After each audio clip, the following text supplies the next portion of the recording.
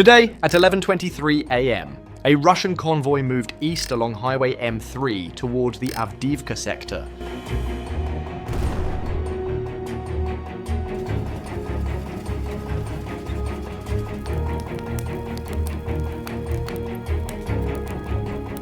"23 military vehicles were spread across nearly 4 kilometers of open roadway. The column included ammunition carriers, fuel trucks, infantry transport vehicles, and command and control platforms. These supplies were intended to reinforce Russian positions and stabilize defensive lines for the coming week. The convoy commander assessed the route as relatively secure. 2 Pantsir S-1 air defense systems were integrated into the formation, one positioned near the front of the column and the other covering the rear. Weather conditions were clear, offering maximum visibility, and at the convoy's current pace, terrain cover was estimated to be roughly 35 minutes away.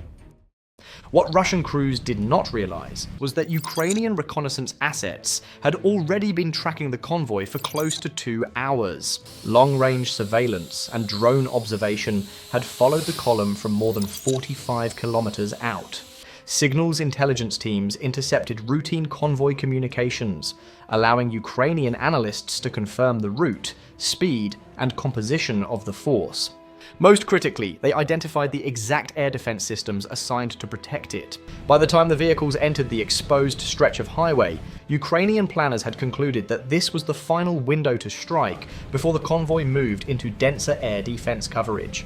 As the convoy advanced, a Ukrainian Su-25 ground attack aircraft was being prepared at a forward operating base. The pilot's mission briefing was concise and direct.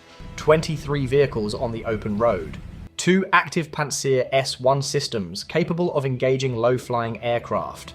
Clear weather, no cloud cover, and no opportunity for a prolonged engagement. There would be no second attack run guaranteed, and no supporting strike aircraft overhead. If the convoy reached cover, its ammunition and fuel would directly reinforce Russian units, increasing Ukrainian battlefield casualties within days. The objective was simple: disrupt and destroy the convoy before it disappeared. The risk lay in surviving long enough to do so. Ukrainian intelligence teams had spent the morning reviewing Russian air defense behavior along the route. Over 2 years of sustained conflict, patterns had emerged. Pantsir systems combined radar-guided missiles and rapid-fire cannons, making them formidable against aircraft and drones. However, they were not invulnerable. Engagement priorities, reaction timing, and terrain masking created brief gaps that could be exploited if an attack was precisely timed and tightly executed. The Su-25 assigned to the mission was loaded accordingly. The aircraft carried laser-guided air-to-ground missiles for precision strikes against high-value targets, and a full load of 80 unguided rockets intended for area saturation. The attack plan reflected this loadout. The air defense systems would be engaged first using precision weapons. If they were neutralized, the pilot would immediately transition to a rocket strike against the convoy. If the air defenses remained active, the pilot was authorized to disengage immediately. The pilot was experienced, with 89 combat missions already flown. He had faced air defenses before and returned with damage on previous sorties. The Su-25 itself was a rugged, armoured aircraft designed to absorb punishment, but this mission removed many of its usual advantages. The attack would take place in daylight, against alert systems, with minimal surprise once the aircraft exposed itself. Following takeoff, Ukrainian ground controllers transmitted final updates via encrypted radio. The convoy remained on the open highway. Weather conditions were unchanged. The strike window was narrowing. Authorization for immediate engagement was confirmed. The pilot advanced eastward at low altitude, descending to approximately 150 meters above ground level. At this height, the aircraft used terrain, tree lines, and folds in the landscape to remain below the effective radar horizon of Russian systems. Flying at nearly 700 kilometers per hour, the margin for error was minimal. Any miscalculation could result in a collision with terrain. Ground controllers provided continuous navigation cues. The convoy was confirmed near kilometer marker 47, maintaining steady speed. Both Pantsir systems were active and scanning.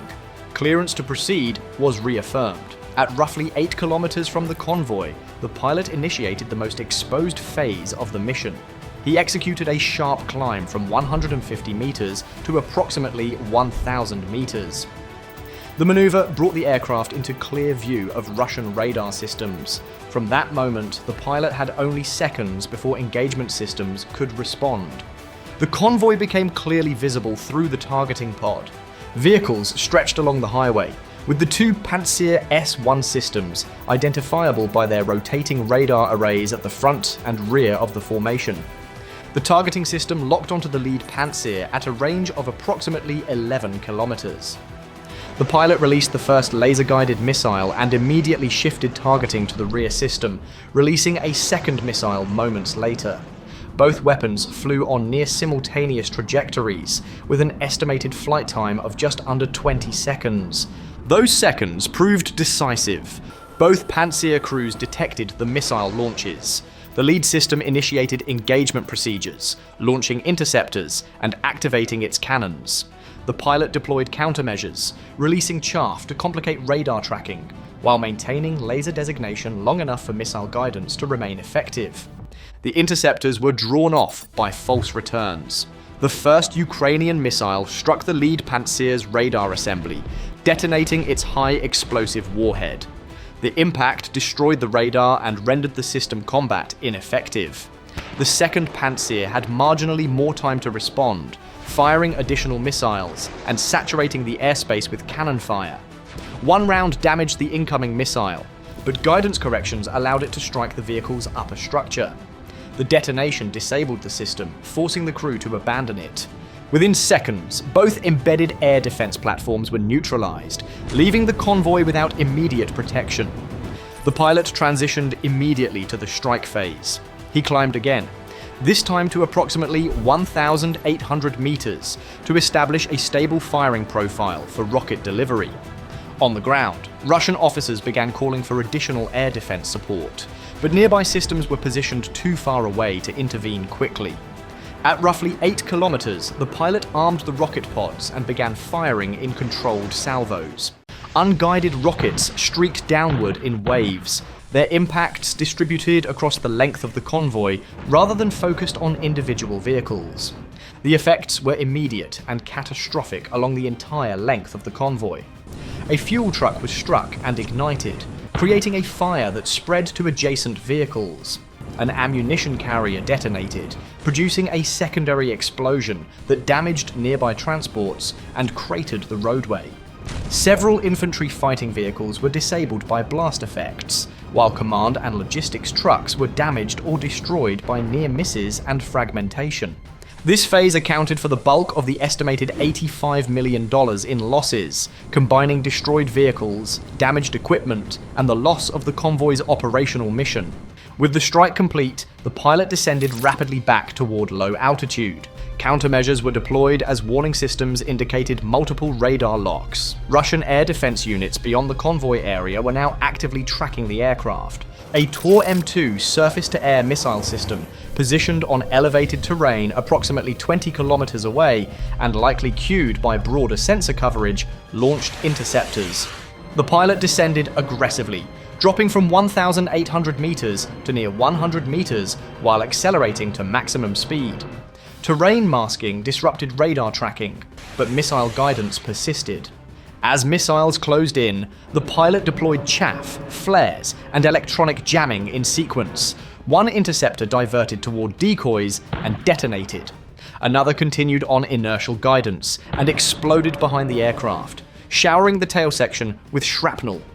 Hydraulic systems were partially degraded and warning indicators illuminated, but flight control remained intact. Maintaining low altitude and using terrain for concealment, the pilot exited the engagement area. Approximately 20 minutes after the attack began, the Su-25 crossed back into Ukrainian-controlled airspace. Fuel levels were low but sufficient, and the aircraft remained flyable despite damage. Ukrainian drones later surveyed the convoy site.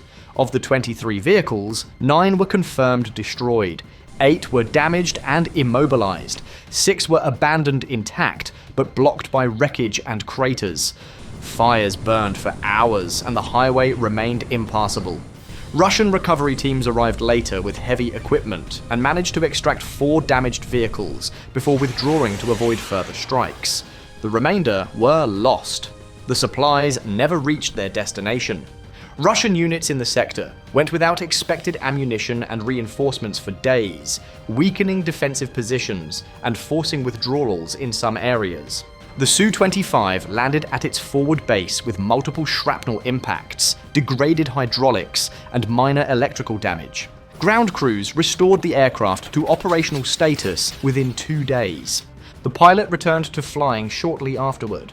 By the end of the operation, Russian forces had absorbed approximately $85 million in losses, while Ukraine achieved its objective using a single aircraft, 2 precision strikes, and 1 brief rocket run. The engagement illustrated a broader reality of the conflict. Ukrainian Su-25 aircraft are aging platforms with limited defensive systems. On paper, they are poorly suited for operations in contested airspace. Yet Ukrainian pilots have adapted, relying on intelligence integration, terrain exploitation, and precise timing to offset technical disadvantages. The convoy believed daylight and embedded air defenses guaranteed safety. In less than an hour, that belief was reduced to burning wreckage on the highway. As the war continues, this engagement reinforces a hard lesson. Rigid doctrine fails against opponents who adapt faster under fire. Thanks for watching and subscribing for more updates.